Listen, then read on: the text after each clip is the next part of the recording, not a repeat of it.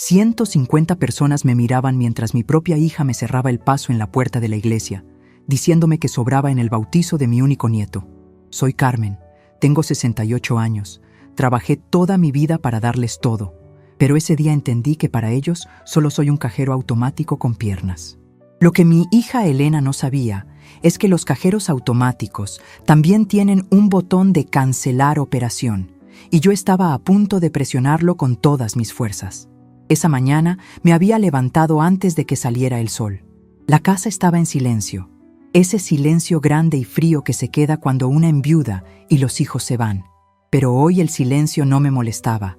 Al contrario, me parecía lleno de expectativas. Era el día, el bautizo de Santi, mi nieto, mi adoración, ese pedacito de cielo que había llegado a nuestra familia hace 6 meses. Me pasé una hora frente al espejo arreglándome. Me había comprado un vestido azul marino precioso, de tela fina, de esos que cuestan un ojo de la cara, pero que una paga con gusto porque la ocasión lo merece. Me peiné con cuidado, cubriendo las canas rebeldes, y me puse el collar de perlas que mi difunto esposo, Roberto, me regaló cuando cumplimos 30 años de casados. Me miré al espejo y por primera vez en mucho tiempo me sentí bonita, me sentí importante. Hoy es un gran día, Carmen, me dije a mí misma en voz alta, para darme ánimos. Hoy vas a estar con tu familia. Salí de casa con el corazón palpitando fuerte. Había contratado un taxi de confianza porque no quería manejar y ponerme nerviosa con el tráfico.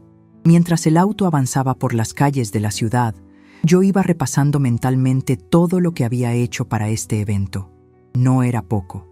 Cuando Elena y su esposo, Marcos, me dijeron que querían bautizar al niño, se quejaron de que no tenían dinero. Marcos siempre está en proyectos que nunca cuajan, y mi hija trabaja, pero tiene unos gustos muy caros para el sueldo que gana. Así que, como siempre, mamá gallina salió al rescate. No se preocupen, hijos, les dije hace 2 meses. Yo me encargo del salón, de la comida y de los recuerdos. Quiero que mi nieto tenga lo mejor. Pagué el salón de eventos más exclusivo de la ciudad, ese que tiene jardines inmensos y fuentes de agua. Pagué el banquete para 150 personas, aunque al principio íbamos a ser solo 50. Pero la lista de invitados de Marcos empezó a crecer como espuma. Son contactos de negocios, suegra, me decía él con esa sonrisa que nunca me terminó de gustar. Y yo, tonta, firmé los cheques. Pagué hasta el ropón de cristianar del niño, una prenda de lino importado que costó más que mi vestido. El taxi me dejó frente a la parroquia de San Judas Tadeo. Había mucha gente afuera, coches lujosos, gente muy bien vestida que yo no conocía de nada. Sentí un poco de timidez. ¿Quiénes son todos estos?, pensé. Busqué caras conocidas, algún vecino, algún primo lejano, pero no vi a nadie de mi lado de la familia. Qué raro. Subí los escalones de piedra con dificultad, porque mis rodillas ya no son lo que eran, apoyándome en mi bastón de madera tallada. La música del órgano ya empezaba a sonar adentro. Iba llegando justo a tiempo. Cuando llegué al atrio, vi a mi hija. Elena estaba preciosa. No lo puedo negar, con un vestido color crema y el cabello recogido. Tenía a Santi en brazos. Marcos estaba a su lado, hablando animadamente con un grupo de hombres de traje. Me llené de orgullo. Esa era mi sangre.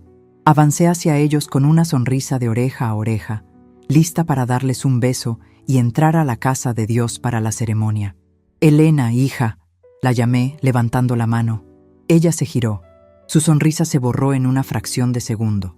No fue una mirada de bienvenida, fue una mirada de fastidio, como si hubiera visto una mancha en su vestido nuevo.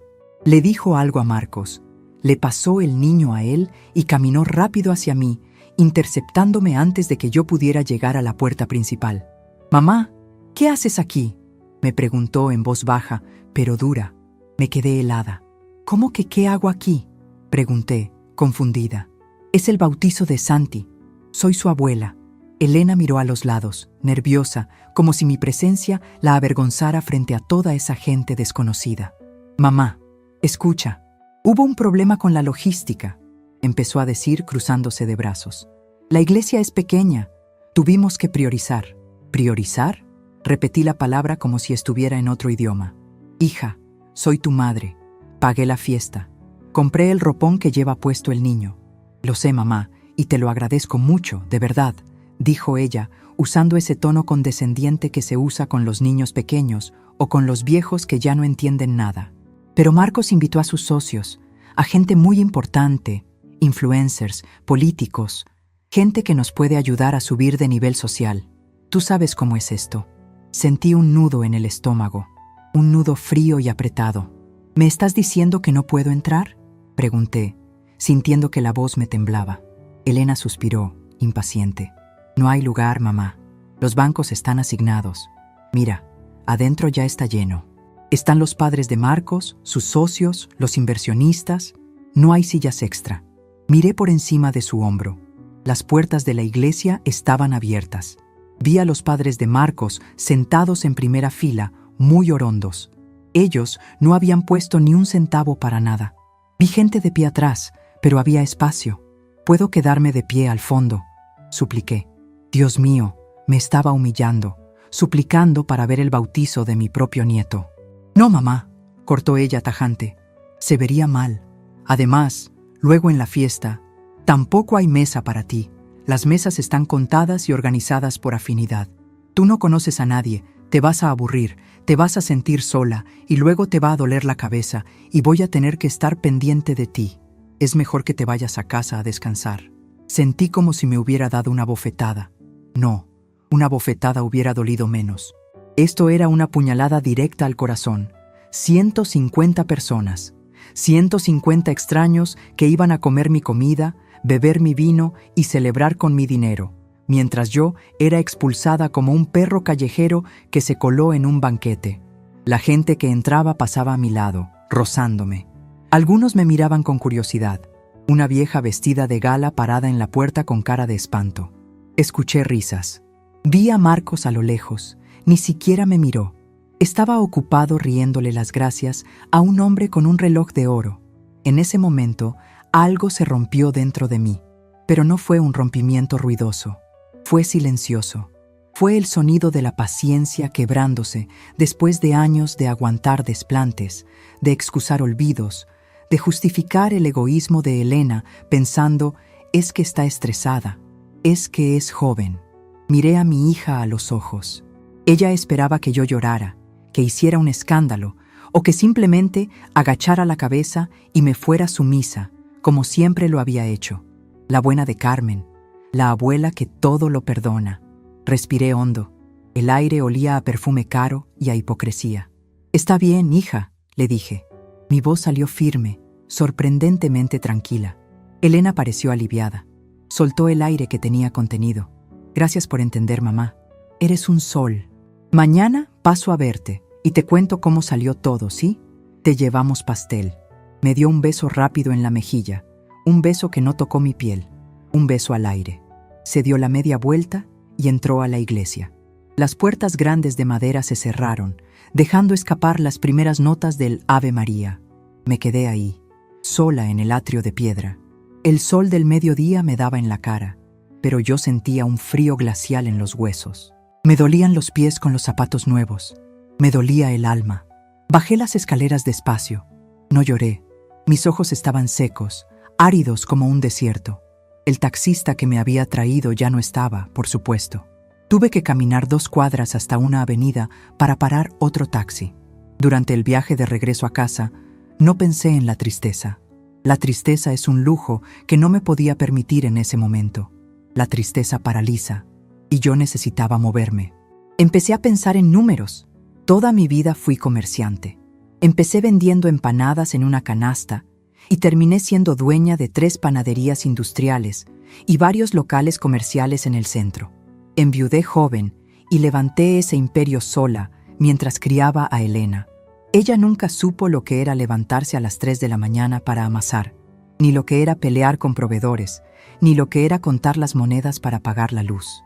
Ella solo supo de colegios privados, de ropa de marca, de viajes a la playa. Quizás ese fue mi error. Le di todo hecho. Crié una inútil con gustos de reina. ¿Y Marcos? Marcos era un parásito con título universitario que se había casado con ella porque olía el dinero de la herencia. Llegué a mi casa. Abrí la puerta y el silencio me recibió de nuevo. Me quité los zapatos en la entrada y los dejé tirados allí mismo. Fui directo a mi despacho. Es una habitación pequeña donde tengo mi escritorio antiguo, mi computadora y mis carpetas. Me senté en la silla de cuero que había sido de Roberto. Miré el reloj. Eran las 12:30 del día. La misa duraría 1 hora.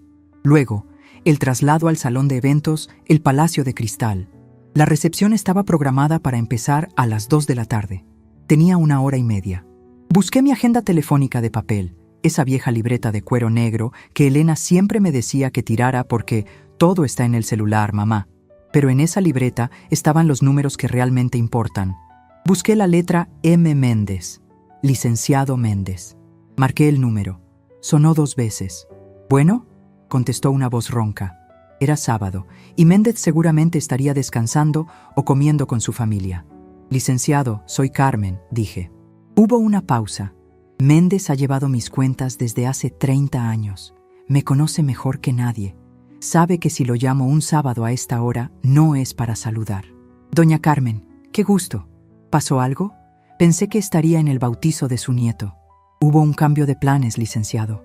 No estoy en el bautizo. Estoy en mi casa y necesito hacer unos movimientos urgentes. Dígame, doña Carmen, usted manda. Necesito que cancele el cheque del salón de eventos, el cheque grande, el del saldo final del banquete». Escuché el silencio al otro lado de la línea. Méndez carraspeó. «Doña Carmen, ese cheque es por una cantidad muy fuerte. Si lo cancelo ahora, van a tener problemas serios en el salón. Probablemente no sirvan la comida». «Exactamente, licenciado. Eso es lo que quiero». «Pero, doña Carmen, ¿está segura? Es el bautizo de su nieto. Están los invitados, la familia». «No hay familia ahí, Méndez. Solo hay 150 extraños y 2 ingratos. Escúcheme bien. Cancele el cheque del salón. Cancele también el pago a la organizadora de eventos que contrataron para la decoración y la música. Quiero que todas las tarjetas de crédito adicionales que tiene mi hija a mi nombre queden bloqueadas ahora mismo. Absolutamente todas». «Entendido. Lo hago desde la aplicación del banco en este momento. ¿Algo más?» «Sí. ¿Recuerda el local comercial de la Avenida Central? ¿El que Marcos usa para su oficina de consultoría?» «Sí, claro. El contrato de comodato está a nombre de usted. Él solo lo ocupa prestado. Quiero que prepare una orden de desalojo, que la tenga lista para el lunes a 1:00. Se acabó el préstamo. Si quiere oficina, que la pague. Doña Carmen, esto es la guerra», dijo Méndez, con un tono que mezclaba preocupación y me pareció un poquito de admiración. «No, licenciado, no es guerra, es educación. Estoy dándoles la lección que debí darles hace 20 años. Ah, y una cosa más. Llame al gerente del salón de eventos. Usted lo conoce, es amigo suyo». «Sí, Ricardo. Dígale que el pago no se va a realizar, que la dueña de la cuenta, o sea yo, no autoriza el desembolso. Que si quieren cobrar, que le cobren a los anfitriones, al señor Marcos y a la señora Elena. Dígale que lo haga ahora mismo, antes de que empiecen a servir los entremeses.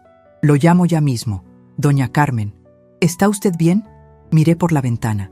El cielo estaba azul, brillante. Me quité el collar de perlas y lo puse sobre el escritorio. Sentí el cuello más ligero. «Mejor que nunca, Méndez. Mejor que nunca. Proceda». Colgué el teléfono. Me recosté en la silla y cerré los ojos. Imaginé la escena. Imaginé a los 150 invitados llegando al Palacio de Cristal. Imaginé a los meseros parados con los brazos cruzados. Imaginé la cara del gerente acercándose a Marcos con la cuenta en la mano. Mi corazón, que hacía un rato estaba arrugado como una pasa, empezó a latir con un ritmo nuevo, fuerte y constante. Me levanté y fui a la cocina. Me preparé un café bien cargado, como me gusta. Saqué unas galletas de la alacena. Me senté en mi mesa de la cocina, sola, pero ya no me sentía rechazada. Me sentía poderosa. Había pasado años siendo la sombra proveedora, la vieja que firma los cheques y se calla la boca para no molestar. Había permitido que me faltaran al respeto en mi propia cara, creyendo que eso era amor de madre. Pero el amor de madre no es ser un tapete para que se limpien los pies. El amor también es corregir. Y vaya que iba a corregir. Sonó mi celular. Era un mensaje de WhatsApp. Lo abrí. Era una foto en el grupo de la familia, enviada por una prima lejana que no sabía que yo no estaba ahí. En la foto salían Elena y Marcos brindando con copas de champaña, sonriendo como triunfadores. Debajo de la foto decía: «¡Qué gran fiesta! Gracias por todo». Miré la hora. 2:15 p.m. El teléfono de mi casa empezó a sonar. Luego mi celular. En la pantalla apareció la foto de Elena. Hija llamando. Dejé que sonara. 1, 2, 3, 4 veces. El tono de llamada se mezclaba con el aroma del café recién hecho. No contesté. Volvió a sonar. Esta vez era Marcos. Tampoco contesté. Luego sonó otra vez. Elena de nuevo. Tomé el celular, lo puse en modo silencio y lo dejé boca abajo sobre la mesa. Tomé un sorbo de mi café.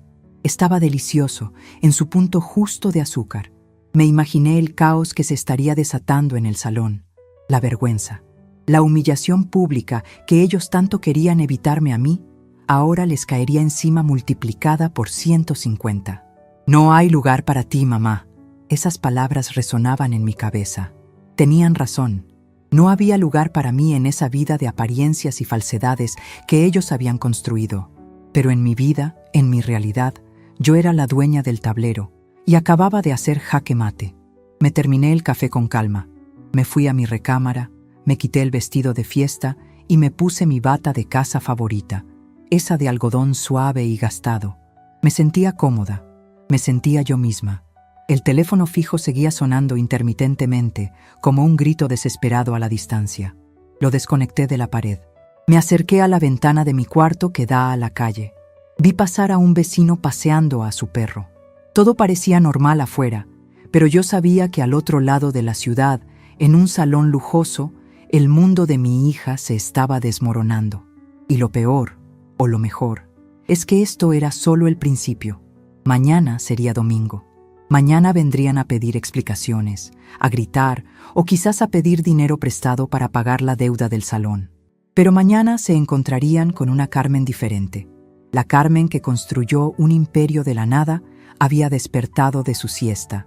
Me acosté en mi cama para tomar una siesta. Necesitaba descansar. Mañana iba a ser un día muy ocupado.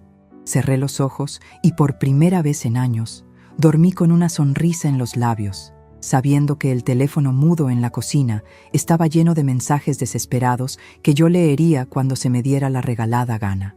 Ellos querían exclusividad. Pues bien, ahora tenían un problema exclusivamente suyo. Dormí como hacía años no lo hacía. Sin pastillas, sin dar vueltas en la cama preocupada por si a Elena le alcanzaba para la letra del coche o si Marcos había conseguido cerrar ese negocio fantasma del que tanto hablaba. Dormí con la tranquilidad de quien por fin ha soltado una carga pesada que no le correspondía llevar. Cuando abrí los ojos, la luz del domingo entraba suave por las cortinas. Mi reloj biológico me despertó a las 6 de la mañana, costumbre de vieja panadera que nunca se quita, aunque ya no tenga que amasar harina. La casa estaba en un silencio absoluto, pero esta vez no se sentía vacío, se sentía limpio. Me levanté, me puse mis pantuflas y fui directo a la cocina. Conecté el teléfono fijo que había desenchufado la tarde anterior. Casi al instante, la luz roja del contestador automático empezó a parpadear frenéticamente. Tenía 22 mensajes nuevos. Miré mi celular, que seguía boca abajo en la mesa. 53 llamadas perdidas. Cientos de mensajes de WhatsApp. Me preparé un té de manzanilla con miel, con toda la calma del mundo. Me senté en mi sillón favorito, me ajusté los lentes y decidí que era hora de revisar los daños. No con miedo, sino con la curiosidad de una científica que observa cómo reaccionan los insectos cuando les quitas el azúcar. El primer mensaje de voz era de las 2:45 p.m. del día anterior. Era Elena. «Mamá, ¿qué te pasa? El gerente dice que la tarjeta no pasa. Estamos en medio del brindis. Contesta. Me estás haciendo quedar en ridículo». El segundo mensaje, de las 3:10 p.m., era de Marcos. Su voz temblaba de ira contenida. Esa falsa educación que usa cuando quiere manipularme. «Carmen, seguramente es un error del banco. Por favor, llama a Méndez urgente. Están reteniendo los platos principales. Mis socios están preguntando qué pasa. Esto es muy serio, Carmen». Para las 4:00 p.m., los mensajes ya no eran educados. «Eres una egoísta. ¿Cómo pudiste hacernos esto? Tuvimos que pedir una colecta entre los padrinos para pagar el descorche. La gente se está yendo. Me has arruinado la vida, gritaba Elena. Y de fondo se oía el llanto de Santi, mi pobre nieto, que seguramente estaba absorbiendo toda esa mala energía. Escuché uno por uno, gritos, llantos, amenazas absurdas de demandarme, como si pudieran demandarme por mi propio dinero. Y finalmente, el silencio de la derrota cerca de la medianoche. Sonreí, un sorbo de té y una sonrisa. Pero no me quedé ahí. Necesitaba saber exactamente dónde estaba parada. Fui a mi despacho, ese pequeño santuario donde guardo los papeles que Elena nunca se molestó en leer porque le parecían aburridos. Saqué la carpeta azul, la carpeta de propiedades y avales. Durante años, cada vez que ellos tenían un capricho o una necesidad urgente, yo firmaba. Pero mi difunto Roberto, que en paz descanse, siempre me enseñó una cosa. Carmen, ayuda a la familia, pero nunca te quedes sin techo. Que los papeles hablen. Empecé a leer los documentos, redescubriendo el poder que había olvidado que tenía. Primero, la casa donde viven. Una hermosa residencia en un barrio privado. Elena siempre dice, mi casa, mi jardín. Pero ahí estaba la escritura. La casa está a mi nombre. Se la dejé usar en un contrato de comodato gratuito, mientras la situación económica de la joven pareja mejoraba. Eso fue hace 8 años. Nunca mejoró, porque nunca tuvieron necesidad de que mejorara. Segundo, el coche de Marcos. Esa camioneta SUV del año que él presume como símbolo de su éxito empresarial. Yo pagué el enganche y las mensualidades se debitan automáticamente de mi cuenta de ahorros, bajo el concepto Ayuda Transporte Nietos. Tercero, las tarjetas de crédito. Entré a la banca en línea en mi computadora. Me puse los lentes para ver bien los números. La extensión de tarjeta que le di a Elena para emergencias del bebé tenía cargos de spas, tiendas de ropa de lujo, restaurantes de sushi y... ¿Qué es esto? ¿Una tienda de golf? Marcos ni siquiera juega golf. Sentí una punzada en el pecho. No era dolor, era vergüenza. Vergüenza de mí misma. ¿Cómo había sido tan ciega? ¿Cómo había permitido que me vieran la cara de esta manera durante tanto tiempo? Me levanté y caminé hacia el espejo de cuerpo entero que tengo en el pasillo. Me miré. Vi a una mujer de 68 años. Vi las arrugas en mi cara, el mapa de una vida de trabajo. Vi mis manos, que aunque ahora tienen manicura, todavía tienen la fuerza de quien cargó costales de harina de 50 kilos. Te han subestimado, Carmen, le dije a mi reflejo. Te han tratado como a un mueble viejo que da dinero. Creen que eres débil porque eres generosa, pero se les olvidó de quién heredaron la sangre. Recordé cuando Roberto y yo empezamos. No teníamos nada. Dormíamos en un colchón en el suelo en la trastienda de la primera panadería. Cuando quedé embarazada de Elena, trabajé hasta el día del parto. Rompí fuente atendiendo a un cliente.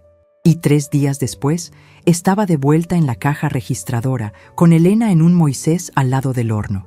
Yo construí este patrimonio con sudor, con lágrimas, con inteligencia. Negocié con proveedores duros que querían verme caer por ser mujer. Sobreviví a crisis económicas, a devaluaciones, a la competencia desleal. Y ahora, un yerno con aires de grandeza y una hija caprichosa me decían que no había lugar para mí. La rabia se transformó en estrategia. Una calma fría, calculadora, se apoderó de mí. Era la misma sensación que tenía antes de cerrar un negocio grande. La mente se me aclaró. Volví al escritorio. Tomé una hoja de papel en blanco y una pluma. Empecé a hacer una lista. No una lista de compras, sino una lista de ajustes. La casa.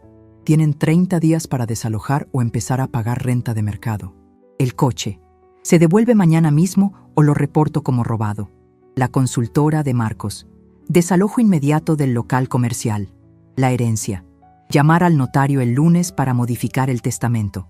Al escribir herencia, me detuve. Era un paso fuerte. Dejar a mi única hija fuera.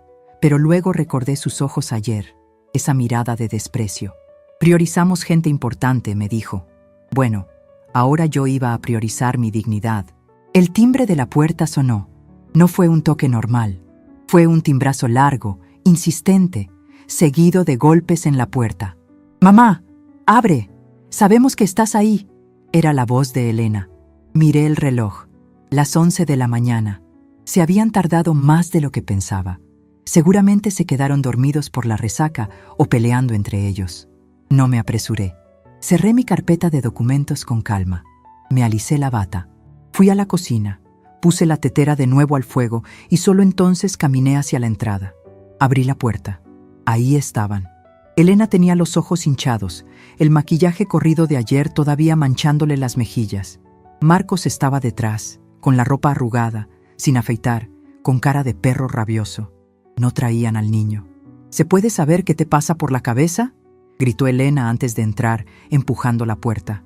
Nos humillaste. Tuvimos que dejar el reloj de Marcos en garantía, el reloj que le regalaron sus padres. Buenos días para ti también, hija, dije, con una voz suave que contrastaba con sus gritos. Me hice a un lado para dejarlos pasar.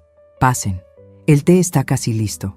Ellos entraron como un torbellino, llenando mi casa de su energía caótica y demandante. Se fueron directo a la sala. Marcos se tiró en el sofá, poniendo los pies con zapatos sobre la mesita de centro, como hacía siempre. «Baja los pies, Marcos», dije. Él me miró, sorprendido.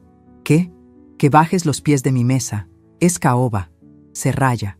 Marcos soltó una risa nerviosa, incrédula, pero bajó los pies despacio, mirándome como si me hubiera salido una segunda cabeza. Elena estaba caminando de un lado a otro, manoteando. «Mamá, no cambies el tema. Tienes que arreglar esto. Ricardo, el del salón, nos dio hasta mañana lunes al mediodía para pagar la totalidad o nos demanda. Son casi $10,000, mamá. $10,000. Tienes que hacernos una transferencia ya mismo. Y vas a tener que pagar un extra por los daños morales que nos causaste con los invitados». Me senté en mi sillón, crucé las piernas y los miré. Realmente creían que esto era un berrinche mío. Creían que yo estaba dolida, que iba a llorar, que ellos me gritarían un poco y luego yo sacaría la chequera para comprar su perdón. «No voy a pagar nada, Elena», dije. El silencio que siguió fue absoluto. Se podía oír el zumbido del refrigerador desde la cocina. «¿Cómo que no vas a pagar?», preguntó Marcos, inclinándose hacia adelante, con ese tono agresivo que usa cuando cree que tiene el control. «Carmen, seamos razonables. Usted se comprometió. Hay un contrato verbal». «El contrato era para el bautizo de mi nieto», respondí, mirándolo fijamente a los ojos. «Un evento familiar, pero ayer me dejaron muy claro que no era un evento familiar. Era una reunión de negocios y de relacionamiento social. Y yo no financio los negocios de nadie, Marcos, mucho menos los tuyos, que nunca dan ganancias». Marcos se puso rojo como un tomate. Se levantó de golpe. «Cuidado con lo que dice, Carmen. Usted no sabe nada de negocios modernos. Mis contactos son de alto nivel. Tus contactos son parásitos con trajes caros. Igual que tú», solté. La frase salió disparada, precisa, letal. Elena soltó un grito ahogado. «¡Mamá! No le hables así a mi esposo. Estás senil. Eso es lo que pasa. Te estás volviendo loca por la edad». «Puede ser», dije, encogiéndome de hombros. «Dicen que la edad trae sabiduría, pero a veces trae claridad. Y ayer, en la puerta de esa iglesia, vi todo muy claro. Me dijeron que no había lugar para mí, que sobraba, que mi presencia no era estética para sus fotos de Instagram». «Mamá, no fue así», intentó suavizar Elena, viendo que la táctica del ataque no funcionaba. Cambió instantáneamente al papel de víctima. «Solo queríamos que todo fuera perfecto. Entiéndenos, estamos bajo mucha presión. Lo entiendo perfectamente, hija. Querían la fiesta perfecta, con el dinero de la mamá imperfecta. Querían el lujo, pero sin la vieja que lo paga. Pues bien, deseo concedido. La vieja se fue, y su dinero se fue con ella». Me puse de pie. Fui al escritorio y traje la carpeta azul. La dejé caer sobre la mesa de centro. El sonido seco del golpe resonó en la sala. «¿Qué es esto?», preguntó Elena, mirando la carpeta con recelo. «Esa es la realidad, Elena. Tu realidad». Abrí la carpeta y saqué el primer documento. Esta es la escritura de la casa donde viven. Como saben, es mía. Mañana lunes, mi abogado iniciará el trámite para terminar el comodato. Tienen un mes para desocuparla o firmar un contrato de arrendamiento. La renta será de $2,000 mensuales, que es el precio de mercado en esa zona. Elena palideció. Se tuvo que agarrar del respaldo del sofá para no caerse. ¿Nos estás echando a la calle? ¿Con un bebé? ¡Es tu nieto! No los echo a la calle. Tienen techo, solo que ahora tendrán que pagarlo, como cualquier adulto responsable. Y sobre mi nieto, no te preocupes. Si ustedes no pueden pagar un techo para él, yo con gusto pediré su custodia temporal para que no le falte nada. Porque a él sí lo quiero, a él sí lo protejo. Pero a ustedes dos se les acabó el recreo. Marcos estaba temblando. Ya no de ira, sino de miedo puro. Sabía que sin mi casa y sin mi dinero, su castillo de naipes se derrumbaba en 2 segundos. Carmen, por favor, no podemos pagar esa renta. Usted sabe que mis proyectos están madurando. Necesito tiempo. Se te acabó el tiempo, Marcos. Tuviste 8 años. Y por cierto, saqué otro papel. Necesito las llaves de la camioneta. Ahora. ¿Qué? ¡Es mi coche!, gritó él. No, Marcos. Lee los papeles. Es mi coche. Yo lo compré. Yo pago el seguro. Yo pago los impuestos. Tú solo lo conduces. Y viendo que te gusta dejar a tu suegra en la calle, creo que te vendrá bien caminar un poco. Hace bien para la salud y para la humildad. Extendí la mano, con la palma abierta, esperando. Las llaves. Marcos miró a Elena.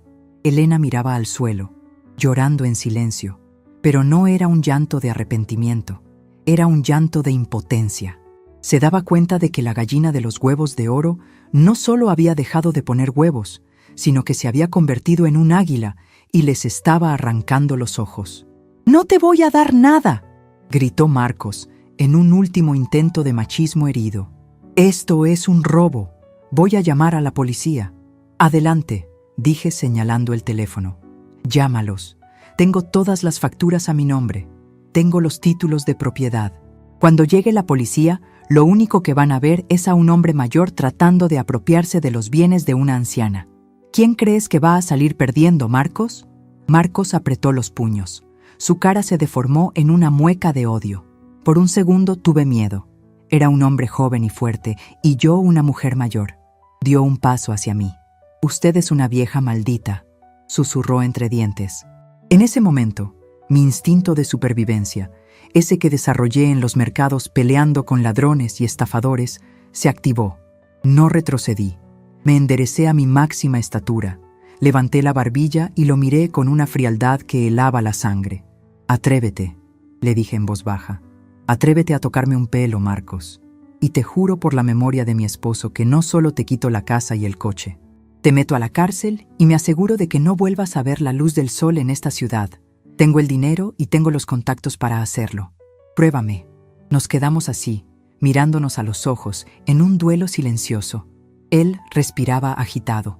Yo ni parpadeaba. Finalmente, Marcos bajó la mirada. Metió la mano en el bolsillo de su pantalón, sacó el llavero con las llaves de la camioneta y lo tiró con furia al suelo, a mis pies. «¡Quédate con tu maldita chatarra!», escupió. «Recógelas», dije. «¿Qué? Que recojas las llaves y me las des en la mano. Yo no soy tu sirvienta para andar recogiendo tus tiraderos. En mi casa se respeta». Marcos miró las llaves en el suelo. Miró a Elena, esperando que ella lo defendiera. Pero Elena estaba hecha un ovillo en el sofá, derrotada. Lentamente, con una humillación que le quemaba las orejas, Marcos se agachó. Sus rodillas crujieron. Recogió las llaves y me las puso en la mano con brusquedad. «Lárguense de aquí», dije, cerrando el puño sobre las llaves frías de metal. «Y no vuelvan hasta que tengan una propuesta seria de cómo me van a pagar todo lo que me deben. Ah, y Elena, el próximo domingo es mi cumpleaños. No se molesten en venir. Voy a estar ocupada celebrando con gente que sí me quiere». Marcos agarró a Elena del brazo, casi arrastrándola, y salieron de la casa dando un portazo que hizo temblar los cuadros de las paredes. Me quedé sola de nuevo en el pasillo. Mis piernas, que habían estado firmes como robles, empezaron a temblar un poquito por la adrenalina. Me tuve que sentar en la silla del recibidor. Miré las llaves del coche en mi mano. Miré la carpeta azul en la mesa. Había empezado. Ya no había vuelta atrás. Había declarado la guerra a mi propia hija, a mi propia sangre. Dolía. Claro que dolía. Sentía una lágrima correr por mi mejilla, pero al mismo tiempo sentía un aire fresco entrando en mis pulmones. Por primera vez en años, yo tenía el control, pero sabía que esto no se iba a quedar así. Marcos era vengativo y tonto, una combinación peligrosa. Y Elena estaba desesperada por mantener su estatus social. Intentarían algo. Seguro intentarían manipularme con el niño, o quizás intentarían inhabilitarme legalmente alegando demencia. Necesitaba blindarme, necesitaba un ejército. Tomé mi celular y busqué en mis contactos antiguos. Busqué el número de Las Leonas. Así llamábamos a mi grupo de amigas empresarias jubiladas, mujeres que, como yo, habían levantado imperios y a las que la sociedad ya había descartado por viejas. Hacía años que no las veía porque Elena decía que eran una mala influencia y poco sofisticadas. Marqué el número de Teresa, la que fue dueña de la cadena de ferreterías más grande del sur. ¿Teresa? Soy Carmen. Carmen la panadera. Sí, estoy viva. Escucha, necesito reunir al grupo. Sí, a todas. Tengo un plan y voy a necesitar su ayuda. Vamos a darle una lección al mundo. Y de paso, vamos a recuperar mi vida. Nos vemos en el café del centro en 1 hora. Colgué. Me sequé la única lágrima que me permití derramar. Me levanté y fui a mi cuarto a vestirme. No me puse bata. Me puse un traje sastre impecable. Me pinté los labios de rojo intenso y me puse mis mejores zapatos. La abuela tierna se había ido de vacaciones. La jefa había regresado. Y mientras salía de casa para encontrarme con mi nuevo consejo de guerra, no sabía que Marcos ya estaba llamando a un abogado sin escrúpulos para intentar declararme incapaz mentalmente. La guerra apenas comenzaba y ellos iban a jugar sucio. Lo que no sabían es que yo inventé el juego. El Café de los Virreyes es uno de esos lugares en el centro de la ciudad que huele a historia, a madera barnizada y a granos de café recién molidos. Es un lugar donde el tiempo parece detenerse, pero donde se han cerrado más tratos importantes que en cualquier rascacielos moderno. Ahí me dirigí esa mañana de domingo, con mis zapatos de tacón resonando sobre el piso de mármol ajedrezado. Cuando entré, vi que ya me estaban esperando. Ocupaban la mesa del fondo, la más reservada, bajo un óleo antiguo de la fundación de la ciudad. Eran mis leonas. Teresa, matriarca de las ferreterías, con su cabello blanco cortado a lo garzón y esa mirada de halcón que no pierde detalle. Matilde, abogada jubilada que fue la primera mujer juez del Estado, temida por su rectitud de hierro. Y Sofía, viuda de un diplomático, que conoce los secretos de cada familia bien de la sociedad, mejor que el propio cura de la parroquia. «Llegas tarde, Carmen», dijo Teresa mirando su reloj de pulsera, pero con una sonrisa cálida. «Ya pedimos tu capuchino con canela». Me senté, dejando mi bolso sobre la mesa con un suspiro que cargaba el peso de las últimas 24 horas. «Tuve que lidiar con la basura antes de salir», dije, refiriéndome a la visita de Marcos y Elena. «Ya nos imaginamos», intervino Matilde, ajustándose las gafas. «El chisme corre rápido, querida. Sofía me contó que ayer en el Palacio de Cristal hubo un espectáculo digno de telenovela cuando los meseros dejaron de servir el vino. Dicen que Marcos estaba rojo como un camarón, gritándole al gerente». Sofía asintió, con esa elegancia innata que tiene hasta para dar malas noticias. «Mis fuentes dicen que fue desastroso, Carmen». La gente murmuraba. Decían que a Marcos le rebotó la tarjeta 3 veces. Algunos invitados se fueron a comer tacos a la esquina porque tenían hambre. Fue vulgar. Sentí una mezcla de satisfacción y dolor. Dolor, porque al final del día lleva mi apellido. Satisfacción, porque la lección había empezado. «No vengo a hablar de chismes, chicas», dije, tomando un sorbo de café para aclarar mi garganta. «Vengo a hablar de guerra. Necesito blindarme». Marcos me amenazó. Insinuó que estoy loca, que estoy senil. La mesa se quedó en silencio. Matilde, la abogada, se inclinó hacia adelante. Su expresión cambió de amiga a estratega. «La carta de la incapacidad mental», dijo Matilde con voz grave. «Es la jugada clásica de los hijos parásitos cuando se les cierra el grifo. Intentarán buscar un médico corrupto que firme un diagnóstico de demencia senil o Alzheimer temprano para pedir tu interdicción judicial. Si lo logran, Marcos se convertiría en tu tutor legal, controlaría tus cuentas, tus propiedades y hasta tu libertad». Un escalofrío me recorrió la espalda.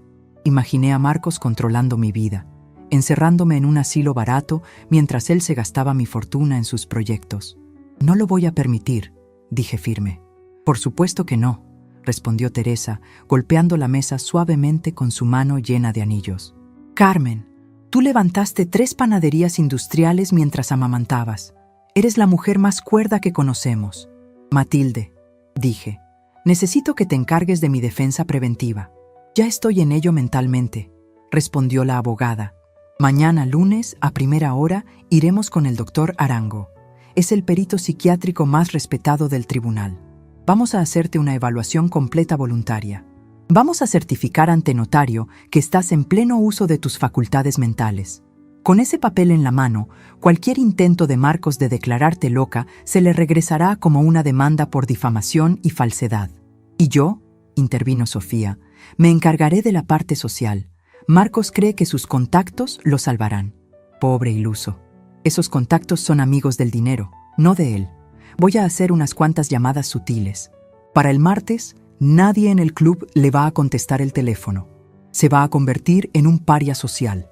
Gracias, les dije, sintiendo que las lágrimas me picaban los ojos.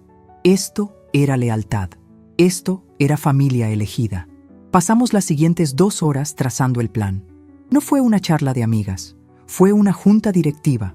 Revisamos activos, analizamos debilidades legales, preparamos contingencias. Al salir del café, ya no me sentía como una víctima solitaria. Me sentía como una generala con su estado mayor. El lunes amaneció nublado, gris y pesado, como si la ciudad supiera que se avecinaba una tormenta. Yo estaba de pie frente al espejo a las 7:00 am. Traje gris marengo, blusa de seda blanca, perlas. Nada de abuelita tierna. Hoy era Carmen la empresaria. Mi primera parada fue el consultorio del doctor Arango. Matilde me acompañó. Fue un examen largo, tedioso. Preguntas de memoria, de lógica, de cálculo, análisis de mi estado emocional. Al final, el doctor, un hombre canoso y serio, firmó el certificado con un floreo. Doña Carmen, usted tiene la mente más ágil que muchos de mis pacientes de 40 años, dijo sonriendo. Está usted lúcida, orientada y con una capacidad cognitiva superior. Cualquiera que diga lo contrario está mintiendo. Salí de ahí con el documento en mi bolso como si fuera un escudo de diamante. Mientras tanto, la ejecución silenciosa empezaba a surtir efecto en otros frentes. A las 9:30 am, mi teléfono vibró. Era una notificación de la empresa de seguridad que monitorea el local comercial de la Avenida Central, la famosa oficina de Marcos. Reporte. Intento de ingreso con llave no autorizada. Cerradura inteligente activada. Sonreí. Había mandado cambiar los códigos de acceso y las cerraduras físicas el domingo por la noche con un cerrajero de emergencias. Imaginé la escena. Marcos llegando con su maletín, intentando abrir la puerta de cristal frente a su secretaria y quizás algún cliente madrugador y encontrándose con que su llave ya no giraba. Decidí que no quería imaginármelo. Quería verlo. O al menos, quería ver las consecuencias. Le pedí al taxi que me llevara a la Avenida Central. Me bajé en la acera de enfrente, en una cafetería con ventanales grandes. Pedí un té y me senté a observar. Ahí estaba él. Marcos estaba golpeando la puerta de cristal. Estaba hablando por celular, gesticulando furiosamente. Su secretaria, una chica joven que siempre me miraba con lástima cuando yo iba a visitarlos, estaba parada a su lado con una caja de cartón, visiblemente avergonzada. Vi llegar a 2 hombres de traje. Eran clientes. Marcos se giró hacia ellos, con esa sonrisa falsa que se le da tan bien, tratando de explicar por qué no podían entrar a su propia oficina. Señalaba la puerta, hacía gestos de problema técnico. En ese momento, vi llegar una patrulla de policía. Mi corazón dio un vuelco. ¿Marcos los había llamado? ¡Qué estúpido! Vi a los oficiales acercarse. Marcos empezó a gritarles, señalando la puerta, exigiéndoles que la abrieran. Los oficiales, con calma, pidieron documentos. Marcos sacó su cartera. Los oficiales revisaron algo en una tableta. Luego, uno de los policías negó con la cabeza. Le entregó a Marcos un papel. Era la orden de restricción de acceso y el aviso de terminación de comodato que Matilde había redactado y enviado con un notificador judicial esa misma mañana, mucho más temprano de lo que Marcos esperaba. Marcos leyó el papel. Vi cómo sus hombros se hundían. Los clientes de traje intercambiaron miradas, se dieron la media vuelta y se fueron, dejando a Marcos hablando solo con la policía. La secretaria le entregó las llaves que tenía a Marcos. Dijo algo que no pude escuchar y se fue caminando hacia la parada del autobús, dejándolo solo frente a la puerta cerrada de su fantasía de hombre de negocios. Bebí mi té. Estaba frío, pero me supo a gloria. A mediodía fui al banco. No a cualquier sucursal, sino a la sede central, donde tengo mis cuentas corporativas. Doña Carmen, ¡qué honor! El gerente regional, el señor Pineda, salió personalmente a recibirme. Sabía que yo movía mucho dinero. ¿En qué podemos servirle? ¿Café, agua? Agua está bien, Pineda. Y necesito hacer unos cambios en las firmas autorizadas de las cuentas de la panificadora y en mis cuentas personales. Claro, pasemos a mi oficina. Mientras firmaba la revocación de los poderes que le había dado a Elena hace años por si algo me pasaba, mi celular empezó a sonar. Era Elena. Lo dejé sonar. Sonó de nuevo y de nuevo. A la cuarta vez, contesté. Puse el altavoz para tener las manos libres para firmar. ¿Sí? Mamá, mamá, esto es una pesadilla. Elena lloraba, un llanto histérico. Estoy en el supermercado, con el carro lleno de pañales y comida. La tarjeta no pasa. Dice fondos insuficientes o bloqueada. Hay gente en la fila mirándome. Lo siento, Elena, dije con voz tranquila, mientras firmaba otro documento que Pineda me pasaba. Las tarjetas adicionales fueron canceladas el sábado. Te lo dije. Pero necesito los pañales para Santi, gritó ella. No tengo efectivo. Marcos no me contesta. Mamá, por favor, no me hagas esto aquí. Tengo vergüenza. Sentí una punzada de dolor. Era mi hija pasando vergüenza pública. Mi instinto maternal gritó, ¡ayúdala! Pero luego recordé mi propia vergüenza el sábado. Recordé el «no hay lugar para ti». Recordé que ella permitió que su madre fuera expulsada como una pordiosera. Si yo cedía ahora, todo habría sido en vano. Ella necesitaba sentir el peso de la vida real. La vida donde si no tienes dinero, no compras. Elena, tienes 35 años, le dije. Si no tienes dinero para pagar, tendrás que dejar las cosas y volver a casa, o llamar a tu esposo para que te resuelva. Él es el hombre de la casa, ¿no? El gran empresario. Mamá, eres un monstruo, chilló ella. Marcos tiene razón, estás loca. Te vamos a... Colgué. Mis manos temblaron un poco sobre el papel. El señor Pineda me miró con discreción, fingiendo no haber escuchado, pero vi el respeto en sus ojos. Él había visto a muchos padres arruinarse por hijos malcriados. ¿Todo bien, doña Carmen?, preguntó suavemente. Todo excelente, Pineda. Solo estoy podando el árbol familiar. A veces hay que cortar ramas para que el tronco no se pudra. Salí del banco sintiéndome más ligera, pero también más endurecida. La confrontación indirecta estaba funcionando. El caos reinaba en sus vidas porque yo había retirado mi mano protectora. Regresé a casa cerca de las 4 de la tarde. Me sentía agotada emocionalmente. Me quité los zapatos y me senté en la sala. Fue entonces cuando escuché el motor de un coche frenando bruscamente afuera. Luego, golpes fuertes en la puerta. No era el timbre. Eran puñetazos. «Carmen, abre esta maldita puerta», era la voz de Marcos, pero no sonaba solo enojado. Sonaba desesperado y borracho. Me acerqué a la ventana sin que me vieran. Vi que Marcos estaba acompañado. No venía solo. Había otro hombre con él, un tipo con bata blanca y maletín, y 2 enfermeros grandulones vestidos de azul. Una ambulancia privada estaba estacionada detrás de la camioneta, que Marcos había recuperado con la copia de la llave que yo no sabía que tenía. Error mío. «Sabemos que estás ahí», gritó Marcos. «Traje al doctor. Te vamos a llevar a descansar, Carmen. Es por tu bien. Estás teniendo un episodio psicótico». Mi corazón se aceleró. Lo estaban intentando. Estaban intentando el golpe de estado médico. Querían sacarme a la fuerza, sedarme y encerrarme para tomar el control antes de que los abogados hicieran efectivos los cambios de mañana.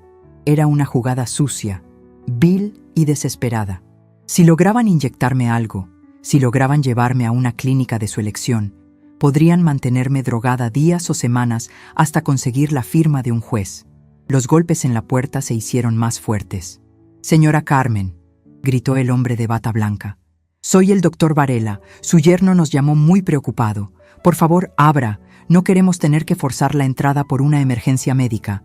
Emergencia médica. Esa era la excusa legal para tumbar la puerta. Corrí a mi despacho. Mis manos temblaban, pero mi mente estaba clara gracias a la charla con las leonas. Marqué el número de Matilde. «Matilde, están aquí». Marcos trajo una ambulancia y matones. Quieren entrar a la fuerza.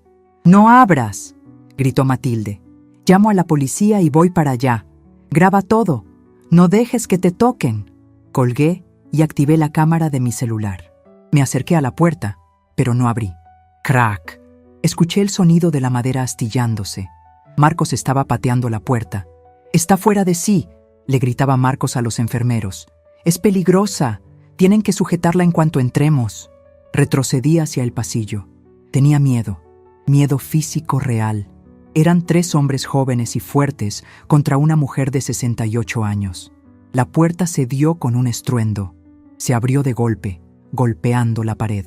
Marcos entró primero, con los ojos inyectados en sangre y olor a whisky barato. Detrás de él, el supuesto médico y los 2 enfermeros.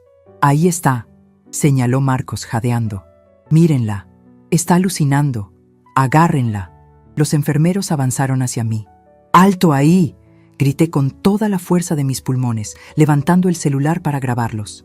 «Esto es allanamiento de morada. Estoy transmitiendo en vivo». El médico dudó un segundo, cubriéndose la cara instintivamente ante la cámara. Pero Marcos lo empujó. «Haz tu trabajo, imbécil. Está loca». Uno de los enfermeros se abalanzó sobre mí. Sentí sus manos grandes y ásperas agarrándome de los brazos. El dolor fue agudo en mis articulaciones viejas. «¡Suélteme!», grité, forcejeando.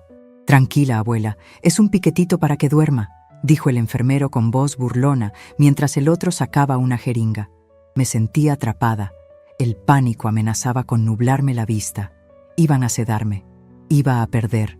«¡Marcos!», grité, mirándolo a los ojos por encima del hombro del enfermero. «Si haces esto, no habrá perdón. Te vas a podrir en la cárcel». Marcos sonrió. Una sonrisa torcida y cruel. «Tú eres la que se va a podrir, Carmen. En el manicomio. Y yo voy a cuidar muy bien de tu dinero». La aguja se acercaba a mi brazo. En ese instante se escucharon sirenas.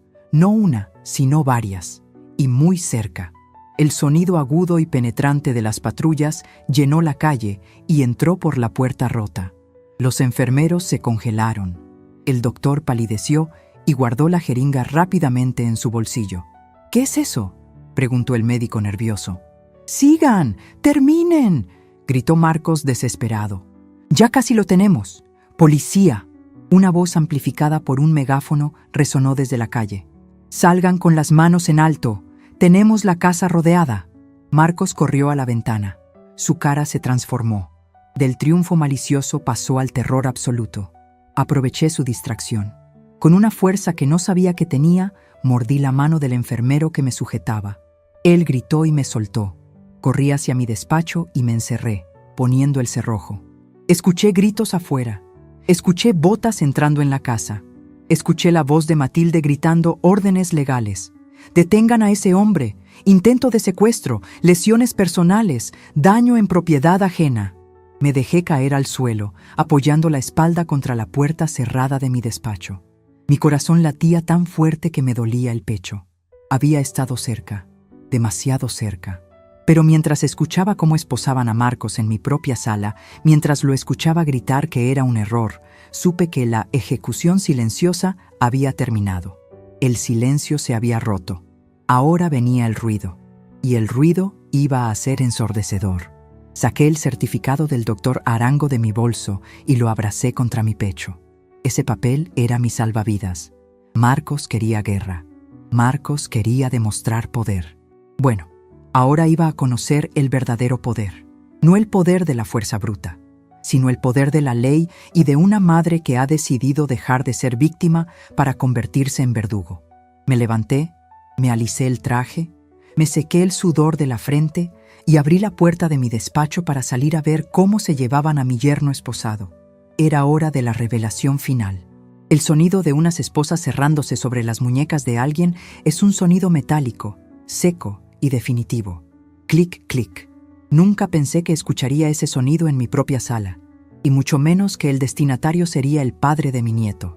Pero allí estaba Marcos, con la cara pegada contra el suelo de madera que él mismo había ensuciado con sus zapatos llenos de barro y arrogancia, mientras un oficial de policía le leía sus derechos con una voz monótona que contrastaba con los gritos histéricos de mi yerno. «¡Esto es un error! ¡Suéltenme! ¡Soy un empresario respetable! Esa vieja está loca, les digo. Ella me atacó», bramaba Marcos, retorciéndose como un gusano en un anzuelo. Matilde, mi amiga y abogada, entró en la sala como un general entrando en territorio conquistado. Pasó por encima de los trozos de madera de mi puerta destrozada, sin ni siquiera mirar hacia abajo. Se ajustó las gafas y señaló al falso médico que estaba arrinconado contra la pared, custodiado por otro oficial. «Oficial», dijo Matilde con esa voz de hierro que hacía temblar a los fiscales en sus tiempos de juez. «Asegúrese de identificar plenamente a ese sujeto de la bata blanca. Tengo fuertes sospechas de que es el doctor Varela, conocido por emitir recetas controladas a cambio de sobornos. Si es él, acabamos de destapar una red de tráfico de influencias médicas. Y a estos 2 gorilas vestidos de enfermeros, revísenlos bien. Apuesto mi pensión a que tienen antecedentes por agresión». Yo estaba de pie en el umbral de mi despacho, todavía con el celular en la mano, grabando. Mis manos ya no temblaban. El miedo se había evaporado, reemplazado por una claridad fría, casi quirúrgica. Ver a Marcos así, humillado, derrotado, con el moco cayéndole por la nariz y el traje arrugado, no me dio alegría. No soy una sádica. Me dio una profunda tristeza. Tristeza por mi hija, que eligió a este patán. Tristeza por mi nieto, que llevaría este apellido. Pero sobre todo, sentí un alivio inmenso. El monstruo que me había intimidado, que me había hecho sentir pequeña y vieja, no era más que un bully de patio de colegio que se desmoronaba ante la primera señal de autoridad real. «Señora Carmen», se me acercó el sargento a cargo, un hombre mayor con bigote que me miraba con respeto. «¿Se encuentra usted bien? ¿Necesita asistencia médica?» «Estoy perfectamente, sargento», respondí, alisándome la chaqueta de mi traje sastre, solo un poco conmocionada por la violencia con la que entraron a mi hogar. «Vamos a necesitar que nos acompañe a la delegación para formalizar la denuncia. Tenemos los videos, tenemos los testigos y tenemos la flagrancia. Esto es allanamiento de morada, daños, intento de privación ilegal de la libertad y lesiones si contamos ese moretón que tiene en el brazo. Este hombre se va a quedar guardado un buen rato». Marcos levantó la cabeza desde el suelo al escuchar eso. «¡Elena! ¡Llamen a Elena!», gritó. «Díganle que su madre me tendió una trampa». Lo sacaron a empujones. Al pasar junto a mí, intentó mirarme con odio, pero yo mantuve la mirada alta. No bajé los ojos. Él sí. Cuando la casa quedó vacía, si se puede llamar vacía, a una casa llena de policías tomando fotos de la puerta rota y recogiendo la jeringa que se le había caído al enfermero, me senté en el sofá. Matilde se sentó a mi lado y me tomó la mano. Su mano estaba cálida. «Lo hiciste bien, Carmen. Muy bien. Ese video que grabaste es oro puro. Se ve claramente cómo él da la orden de sedarte. Eso es premeditación». «¿Qué va a pasar ahora, Mati?», pregunté. «Ahora vamos a la comisaría. Y prepárate, porque la tormenta emocional apenas empieza. Elena va a aparecer. Y va a venir con todo». La delegación de policía olía a café rancio, a desinfectante barato y a desesperación humana. Me sentaron en una oficina privada, cortesía de las influencias de Matilde, para que no tuviera que estar en la sala de espera común. Estaba terminando de firmar mi declaración cuando escuché los gritos afuera. «¿Dónde está mi marido? Quiero ver a mi marido. Y quiero ver a mi madre. Mamá, mamá». Era Elena. El sargento abrió la puerta. Elena entró como un huracán. Tenía al bebé en brazos, envuelto en una manta, y venía despeinada, con los ojos rojos e hinchados. Al verme sentada allí, tranquila, con mi abogado y mi taza de té, se detuvo en seco. Hubo un momento de silencio. Ella miró a Matilde, luego me miró a mí. «¡Mamá!». Su voz se quebró. ¿Qué hiciste? Marcos dice que lo metiste a la cárcel. Dice que le tendiste una trampa. Siéntate, Elena, dije suavemente, señalando una silla vacía. No me quiero sentar, gritó, apretando al bebé contra su pecho. Santi empezó a llorar. Quiero que retires los cargos. Ahora mismo. Es el padre de tu nieto. ¿Cómo puedes ser tan cruel? Solo intentaban ayudarte. Pensaron que estabas mal de la cabeza. Matilde se levantó despacio, imponente. Señora Elena, dijo con voz calmada pero autoritaria, le sugiero que mida sus palabras. Su esposo no intentó ayudar. Su esposo contrató a un médico inhabilitado y a 2 matones para irrumpir en una casa privada, drogar a la dueña y secuestrarla para forzar una incapacidad legal. Eso se llama delito grave. Y tenemos pruebas de video, audio y testigos. Elena abrió la boca, pero no salió nada. Miró a Matilde con miedo. Sabía quién era Matilde. Mamá, Elena se dirigió a mí, cambiando el tono de acusación a súplica, esa manipulación que siempre le había funcionado. Por favor. Marcos estaba desesperado. Lo presionaste mucho con lo de la casa y el coche. Se sintió acorralado. Tú sabes que él es impulsivo, pero no es malo. Hazlo por Santi. Mira a tu nieto. ¿Quieres que crezca con su padre en la cárcel? Miré a mi nieto. Esa carita inocente, roja por el llanto. Me partía el alma. Pero luego miré a mi hija. Vi a una mujer de 35 años que seguía comportándose como una niña caprichosa, justificando la violencia, justificando el abuso, solo para no perder su estatus, su comodidad. Me levanté y caminé hacia ella. Elena pensó que iba a abrazarla, que iba a ceder. Dio un paso adelante, pero yo me detuve a 1 metro de distancia. Elena, mírame, le dije. Ella levantó la vista. El sábado me dijiste que no había lugar para mí, que sobraba. Hoy, Marcos intentó borrarme del mapa, encerrarme en un manicomio para quedarse con mi dinero. ¿Y tú vienes aquí a pedirme que lo perdone? ¿Te das cuenta de lo que estás pidiendo? Me estás pidiendo que perdone a mi propio verdugo. Pero mamá, es familia. La familia no te droga para robarte, Elena. La familia te protege. Yo estoy protegiendo a esta familia. Te estoy protegiendo a ti, aunque seas demasiado ciega para verlo. Ese hombre te iba a dejar en la ruina en cuanto tuviera el control de mis cuentas. Metí la mano en mi bolso y saqué un sobre manila grueso. ¿Qué es eso?, preguntó ella, secándose las lágrimas con el dorso de la mano libre. Esto, hija mía, es la realidad, la revelación completa. Le entregué el sobre. Ella lo tomó con manos temblorosas. Como tenía al bebé, tuvo que poner el sobre en la mesa para abrirlo. «Ábrelo», ordené. Elena sacó los documentos. El primero era el certificado psiquiátrico del doctor Arango, con fecha de esa misma mañana, sellado y notariado. Plenas facultades mentales, coeficiente intelectual superior al promedio, sin signos de deterioro cognitivo. Leyó ella en voz baja. Levantó la vista, pálida. ¿Sabías que iban a intentar esto? Por supuesto que lo sabía. Te conozco, Elena, y conozco la codicia de Marcos. Me preparé. Mientras ustedes lloraban por una fiesta fallida, yo estaba blindando mi vida. ¿Y esto qué es?, señaló el segundo documento. Eso es una copia de la modificación de mi testamento. La firmé hace 2 horas, ante notario, antes de venir aquí. Elena leyó el encabezado y sus ojos se abrieron como platos. Soltó un jadeo de incredulidad. ¿Me desheredaste?, susurró con la voz ahogada por el shock. ¿A tu única hija? No te desheredé del todo, corregí. Pero te quité el control. Lee bien, todo mi patrimonio, las panaderías, los locales, las inversiones, pasa a un fideicomiso.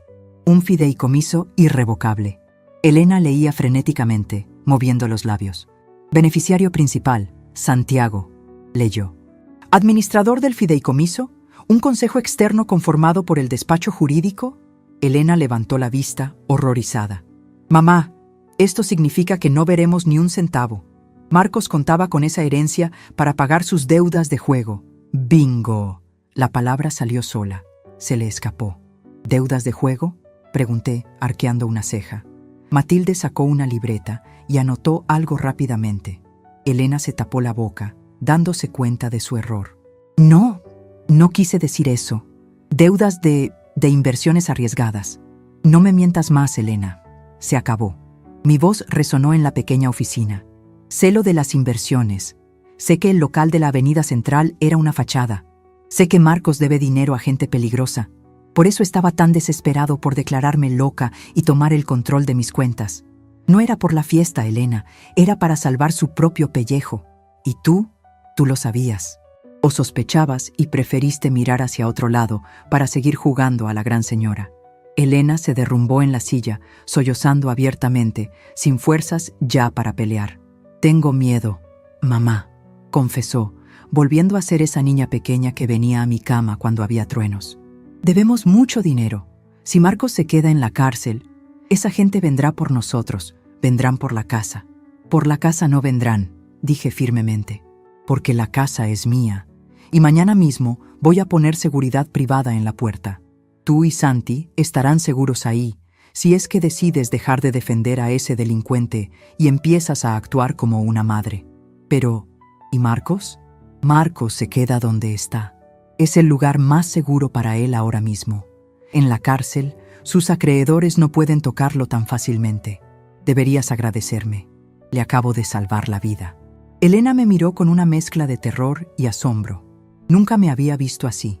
Nunca había visto a la Carmen estratega, a la Carmen que podía jugar ajedrez con la vida de las personas. Siempre me había visto como la proveedora inagotable y un poco tonta. «No te reconozco», murmuró ella. «Ese ha sido tu error toda la vida, hija. Nunca te molestaste en conocerme. Solo veías lo que te servía. Pero esta soy yo. Esta es la mujer que te dio de comer. Y esta es la mujer que va a salvar a tu hijo de la ruina, aunque tenga que pasar por encima de ti para hacerlo». En ese momento, la puerta se abrió y entró un abogado joven, sudando, con un maletín barato. Era el abogado de oficio o quizás algún amigo de Marcos de la universidad. «Señora, vengo a representar al señor Marcos. Queremos negociar». Matilde se interpuso en su camino antes de que pudiera dar 2 pasos. «Aquí no se negocia nada, colega. Tenemos todos los ases en la manga. Si quiere un consejo de una ex juez, dígale a su cliente que se declare culpable y busque un acuerdo con la Fiscalía para reducción de pena, porque si vamos a juicio, con las pruebas que tenemos, le van a caer 10 años por secuestro agravado en grado de tentativa». El abogaducho miró a Elena, miró a Matilde, me miró a mí. Vio que no había fisuras, vio un muro de hormigón. Suspiró y asintió. «Hablaré con él». Cuando salió, el silencio volvió a la habitación, pero ya no era un silencio tenso. Era el silencio de después de la batalla, cuando el humo se disipa y se ven los resultados. Me acerqué a Elena y le puse una mano en el hombro. Ella se tensó, pero no se apartó. «Hija», le dije, «tienes 2 opciones. Puedes seguir llorando por un marido que te iba a arrastrar al abismo, o puedes levantarte, secarte esas lágrimas y empezar a aprender cómo se maneja un negocio de verdad. Porque el fideicomiso dice que recibirás una mensualidad digna, sí, pero si quieres más, tendrás que trabajar». «¿Trabajar?». Elena me miró confundida. «Pero yo tengo mi blog de estilo de vida. Me refiero a trabajar de verdad, Elena, en la panificadora. Empezando mañana a las 6 de la mañana, en administración. Vas a aprender de dónde sale el dinero que te gusta gastar. A las 6, pero el bebé. Contrataré a una niñera de confianza. Yo la pagaré. Tú te presentarás a trabajar. ¿Es eso?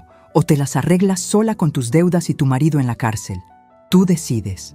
Elena bajó la mirada hacia Santi, que se había quedado dormido en sus brazos, ajeno al drama. Acarició la cabecita del bebé. Sabía que no tenía opción. Sabía que yo tenía el control total. Su mundo de fantasía se había roto, y yo le estaba ofreciendo el único salvavidas real, aunque fuera un salvavidas hecho de trabajo duro y disciplina. «Está bien, mamá», susurró. «Estaré ahí». Salí de la delegación de policía sintiendo el aire fresco de la noche en la cara. Matilde caminaba a mi lado, satisfecha. «Brillante, Carmen. Simplemente brillante. Le diste jaque mate al rey y convertiste a la reina en peón en una sola jugada». «No quería hacerlo, Matilde. Te juro que no quería». «Lo sé. Pero a veces, para salvar la pierna, hay que cortar la gangrena». Nos subimos al taxi. Mientras el coche se alejaba, vi por la ventana trasera.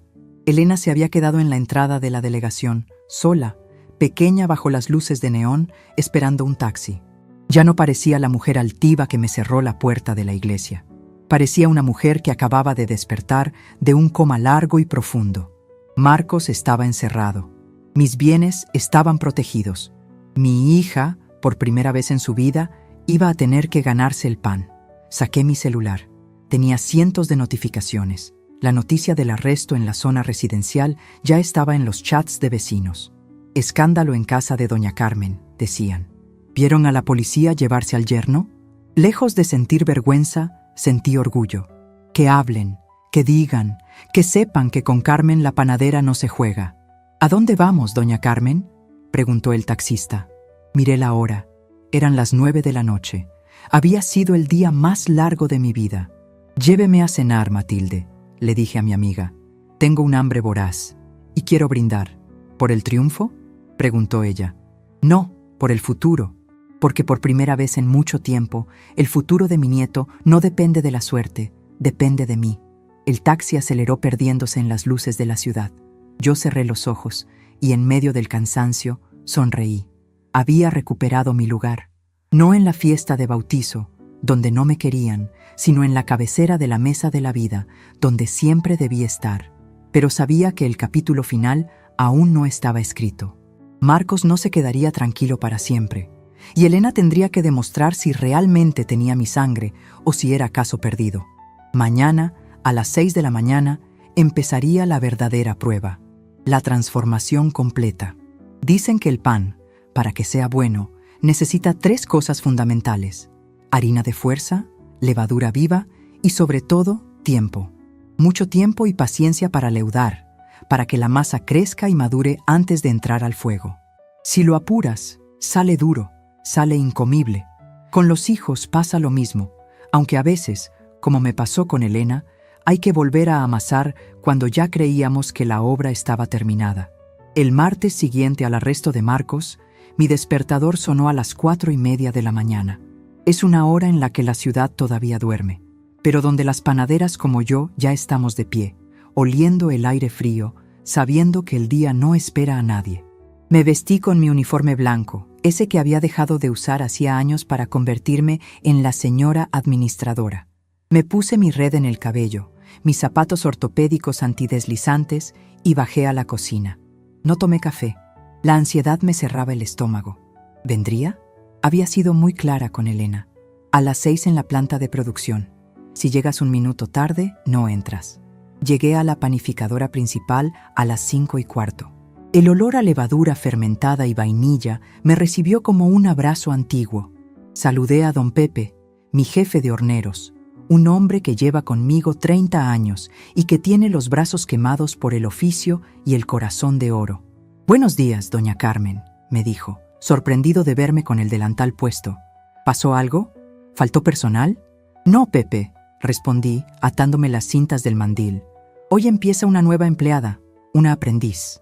Y quiero supervisarla yo misma». A las 5:55 me paré junto al reloj checador de la entrada de personal. Los empleados iban llegando, fichando su entrada, saludándome con respeto y curiosidad. 5:58, nada. 5:59, nada.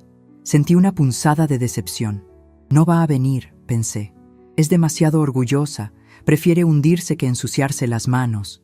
Y entonces, justo cuando el segundero del reloj de pared iba a marcar las 6 en punto, la vi. Elena bajó de un taxi en la puerta.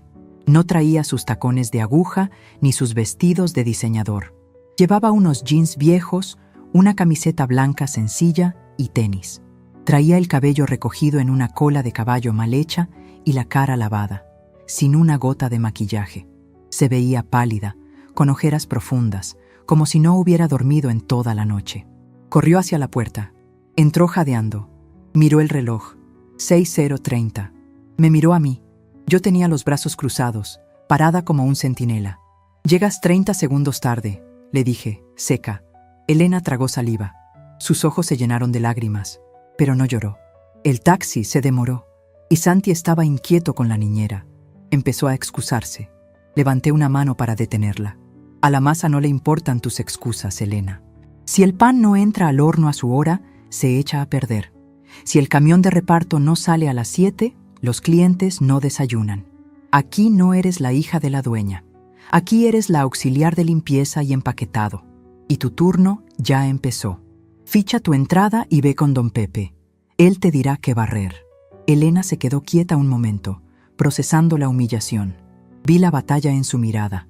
Una parte de ella quería dar la media vuelta, gritarme y largarse. Pero la otra parte, la parte que había visto a su marido esposado y sus cuentas en cero, sabía que esa puerta era su única tabla de salvación. Bajó la cabeza. «Sí, señora», murmuró. Fichó su tarjeta. El sonido mecánico del reloj marcó el inicio de su nueva vida. Las primeras semanas fueron un infierno. No voy a mentir. Fue un infierno para ella y, de alguna manera, también para mí. Me dolía verla barrer harina del suelo. Me dolía verla cargar cajas pesadas. Ver cómo se le rompían las uñas que tanto cuidaba. Verla llegar al final del turno con la espalda doblada y los pies hinchados. Los empleados murmuraban: «¿Esa no es la hija de la patrona? ¿La que se casó con el rico?» «Aquí todos somos iguales», les dije yo. «El trabajo dignifica, y a ella le hace falta mucha dignidad». Elena lloraba en los baños. La escuchaba sollozar durante sus descansos. Pero, para mi sorpresa, siempre volvía a salir. Se secaba la cara, se ponía la cofia y seguía empaquetando bolillos. Al principio lo hacía con rabia. Tiraba las bolsas, resoplaba, pero poco a poco la rutina del trabajo físico empezó a hacer su magia. El cansancio real, el cansancio del cuerpo, limpia la mente. Cuando te duelen los músculos por trabajar, no tienes energía para inventar dramas ni para preocuparte por qué dirán tus amigas del club. Un mes después, ocurrió el primer cambio real. Era un viernes de mucha producción. Una de las máquinas amasadoras se atascó. El técnico tardaría horas en llegar. Teníamos un pedido urgente para un hospital y estábamos parados. Don Pepe estaba desesperado, intentando arreglarla a golpes. Yo estaba en la oficina revisando facturas. De pronto, vi a Elena acercarse a la máquina. Ella, que supuestamente no sabía hacer nada útil. «Es el sensor digital», dijo Elena mirando el panel de control. «No es mecánico, Pepe. Es el software». Se bloqueó. «Quítate, niña, no estorbes», gruñó Pepe. «Déjame ver», insistió ella, con una autoridad que nunca le había escuchado. No la autoridad de niña caprichosa, sino de alguien que quiere resolver. «He visto cómo funciona. El manual está en inglés, por eso no lo entienden». Elena se agachó, abrió el panel lateral, sacó su celular, buscó algo rápido y empezó a presionar una secuencia de botones en la pantalla táctil de la amasadora. «Reset System. Calibrate», murmuraba. Unos segundos después, la máquina emitió un pitido y el motor volvió a rugir, girando las aspas con fuerza. Se hizo un silencio en la planta. Don Pepe la miró con la boca abierta. Los otros panaderos pararon de trabajar. Elena se levantó, se sacudió la harina de las rodillas y sonrió. Fue una sonrisa tímida, fugaz, pero genuina. «Listo», dijo. «Ya pueden seguir». «¡Bravo, muchacha!», gritó don Pepe y le dio una palmada en la espalda que casi la tira. «Nos salvaste el pellejo». Vi a mi hija sonrojarse. No por vergüenza, sino por orgullo. Por primera vez en su vida había sido útil. Por primera vez recibía un aplauso no por cómo se veía o por lo que tenía, sino por lo que había hecho. Desde mi ventana en la oficina del segundo piso, sentí que el corazón se me ensanchaba. La levadura estaba empezando a funcionar. Mientras Elena luchaba con la harina, la situación legal de Marcos avanzaba inexorablemente. Matilde fue implacable. Fui a visitarlo a la cárcel una sola vez, 3 meses después del incidente. Me lo pidió él, a través de su abogado de oficio. Lo vi a través de un cristal blindado. Estaba irreconocible. Había perdido peso. Se había rapado la cabeza y tenía esa mirada de animal acorralado que tienen los presos. «Carmen, doña Carmen», dijo por el interfono con voz temblorosa. «Por favor, retire los cargos. Ya aprendí la lección. Aquí me van a matar. Le juro que me iré lejos. Le firmo lo que quiera». Lo miré y no sentí odio. Ni siquiera lástima. Sentí indiferencia. Era como mirar un mueble viejo que ya tiraste a la basura. No vine a negociar, Marcos, le dije. Vine a traerte esto. Pegué un documento contra el cristal. Eran los papeles del divorcio. Elena los firmó ayer, le expliqué. Voluntariamente, sin que yo se lo pidiera. Ella solicitó la patria potestad total de Santiago. Y como tú vas a estar aquí dentro unos 7 u 8 años por intento de secuestro, el juez se la va a dar sin dudarlo. Marcos golpeó el cristal, furioso. Ella no puede hacerme esto. Ella me ama. Es una inútil sin mí. Ahí te equivocas, Marcos. Ella era una inútil contigo. Contigo no era más que un adorno. Ahora está aprendiendo a ser mujer. Usted es una bruja, gritó, escupiendo saliva contra el vidrio. Me arruinó la vida. Tú te arruinaste la vida solo, muchacho. Quisiste jugar en las grandes ligas con dinero ajeno y talento prestado. Y cuando te descubrieron, intentaste morder la mano que te daba de comer. Disfruta tu estancia. Colgué el auricular y me levanté. Salí de esa prisión gris y caminé hacia la luz del sol, sabiendo que esa puerta estaba cerrada para siempre. El cáncer había sido extirpado de nuestra familia. Pasaron 6 meses, luego 8. Elena seguía en la panadería. Ya no estaba en limpieza. Había ascendido a supervisora de logística. Resultó que tenía un talento natural para la organización y para lidiar con los proveedores. Su carácter fuerte, ese que antes usaba para tratar mal a los meseros, ahora lo usaba para negociar mejores precios de la harina y para asegurarse de que los repartidores cumplieran las rutas. Pero el cambio más grande no fue profesional, fue personal. Se mudó de la mansión. Ella misma me lo dijo una tarde, tomando café en mi cocina. Ahora venía a visitarme todos los días después del trabajo y traía a Santi. «Mamá, la casa es demasiado grande», me dijo, mientras le daba la papilla al niño. «Y demasiado cara de mantener, incluso si tú no me cobras renta. Me siento vacía ahí. Hay demasiados recuerdos de una vida falsa». «¿Y qué quieres hacer?», pregunté. Encontré un departamento cerca de la panadería. Es pequeño, 2 habitaciones, pero es bonito y puedo pagarlo con mi sueldo, con mi dinero. Me levanté y le di un beso en la frente. Un beso sonoro, apretado. «Estoy orgullosa de ti, hija».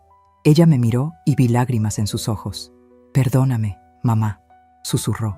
«Perdóname por todo, por el bautizo, por haberte dejado fuera, por haber sido tan ciega. Ya estás perdonada, mi vida». El perdón se gana con hechos, no con palabras. Y tú te lo has ganado a pulso. Llegó el primer cumpleaños de Santi. 1 año. Parecía que había pasado un siglo desde aquel bautizo nefasto. Esta vez, la fiesta no fue en el Palacio de Cristal. Fue en el jardín de mi casa. No hubo 150 invitados. Hubo 40. Estaban mis leonas, Teresa, Matilde, Sofía. Estaba don Pepe y su esposa. Estaban algunas compañeras de trabajo de Elena de la panadería y algunos primos que sí valían la pena. No hubo banquete de 5 tiempos ni influencers. Hubo una taquiza deliciosa, cerveza fría, aguas frescas y, por supuesto, un pastel inmenso hecho por don Pepe y decorado por la misma Elena. Yo estaba sentada en mi silla de jardín, viendo a mi nieto intentar romper la piñata con ayuda de su madre. Santi reía a carcajadas. Elena reía con él, manchada de merengue, con el cabello suelto y un vestido floreado sencillo que la hacía ver 10 años más joven y 1000 veces más hermosa que aquel día en la iglesia. De pronto, Elena pidió silencio. Tomó una copa y golpeó suavemente con una cuchara para llamar la atención. Quiero decir unas palabras», dijo, un poco nerviosa. Todos se callaron. Elena me buscó con la mirada entre la gente. «Hace 1 año cometí el error más grande de mi vida», empezó a decir con la voz clara. «Excluí a la persona más importante de este mundo. Le dije que no había lugar para ella. Pensé que el lugar se medía en sillas, en mesas elegantes, en estatus». Hizo una pausa para tomar aire. Nadie decía nada. Solo se oía el viento en los árboles. «Pero este año aprendí que el lugar de una madre no está en una silla. El lugar de una madre está en los cimientos. Mi madre, Carmen, no solo me dio la vida, me la salvó. Me enseñó que cuando te caes, no te quedas tirada esperando a que te levanten. Te levantas tú sola. Me enseñó que el dinero va y viene, pero la dignidad La dignidad no se negocia. Elena caminó hacia mí. Yo sentía un nudo en la garganta del tamaño de una nuez. «Mamá», dijo, delante de todos, «tú construiste el piso sobre el que camino. Tú construiste el techo que nos cobija. Y mientras yo tenga vida, siempre, siempre habrá lugar para ti. En mi mesa, en mi casa y en mi corazón. Tú eres la invitada de honor de mi vida». Me levanté, apoyándome en mi bastón, y nos abrazamos. Fue un abrazo largo, fuerte, un abrazo que soldó todas las grietas que había tenido nuestro amor. Escuché los aplausos de mis amigas, vi a don Pepe secándose una lágrima con el delantal. Santi gateó hasta nosotras y se agarró de mis piernas, pidiendo que lo cargaran. Lo levanté, bueno, Elena me ayudó, y los tres nos quedamos ahí, en medio del jardín. 3 generaciones. Miré al cielo. Estaba azul, limpio. Pensé en Roberto. «Mira, viejo», le dije en mi mente. «Lo logramos, no se perdió. Enderezamos el árbol». La fiesta siguió hasta tarde. Hubo música, hubo risas verdaderas. No hubo fotos posadas para Instagram, pero hubo momentos que se grabaron en el alma. Al final de la noche, cuando todos se fueron y ayudé a Elena a recoger los platos, porque ahora ella no permitía que yo hiciera todo sola, me senté un momento en el porche, saqué mi celular, abrí la aplicación del banco, miré el saldo del fideicomiso. Estaba intacto y creciendo. Pero luego miré la foto de fondo de pantalla, una selfie que nos habíamos tomado esa tarde, Elena, Santi y yo, con las narices manchadas de pastel. Esa era mi verdadera fortuna. Había empezado esta historia sintiéndome invisible, rechazada, vieja. «No hay lugar para ti». Esa frase pudo haberme destruido. Pudo haberme mandado a un rincón a esperar la muerte con amargura. Pero en lugar de eso, usé esa frase como combustible. Demostré que la edad no es una condena, es un grado. Que las mujeres mayores no somos desechables, somos las arquitectas de la supervivencia. Tenemos el mapa, tenemos las llaves y, si nos provocan, tenemos el poder de cerrar y abrir las puertas que nos dé la gana. Ahora, cada mañana, cuando entro a mi panadería y veo a mi hija dirigiendo el equipo, cuando veo a mi nieto crecer seguro y amado, sé que mi legado está a salvo. No solo recuperé mi lugar, redefiní mi reino. Soy Carmen, tengo 69 años, y si alguien vuelve a decirme que no hay lugar para mí, le sonreiré y le diré: «Cuidado, niño, el mundo es mío, yo solo te lo estoy prestando». Y esa, mis queridos, es la verdad más dulce de todas, más dulce que el mejor pan recién horneado.